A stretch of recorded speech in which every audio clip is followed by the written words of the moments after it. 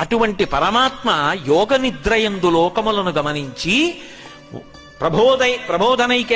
ప్రబోధనైక ఏకాదశి నాడు, ఆ ఉద్ధాన ఏకాదశి నాడు, కార్తీక మాసంలో వచ్చేటటువంటి శుక్లపక్షంలో వచ్చేటటువంటి ఏకాదశి నాడు క్షీరసాగరంలోంచి లేచి ద్వాదశి తిథి నాటికి బృందావనంలోకి వచ్చాడు. ఒకనాడు మాట ఇచ్చాడు కనుక బృందకి, ఆయన తులసి బృందావనంలోకి వస్తాడు. అందుకే ఆ రోజున ఆరాధన, విష్ణు సహస్రనామ స్తోత్ర పారాయణం, దీపాలు పెట్టడం అన్నీ కూడా క్షీరాబ్ది ద్వాదశి అని ఆ తులసి చెట్టు దగ్గర చేస్తారు. ఆ ఋతువులో తులసితో పాటుగా విశేషమైన అనుగ్రహాన్ని పరదేవతా స్వరూపంగా వర్షిస్తోంది కాబట్టి తులసి కోటలో ఉసిరి కొమ్మని కూడా గుచ్చి రెండిటి గాలిని పీలుస్తూ రెండిటికి కలిపి పూజ చేస్తారు.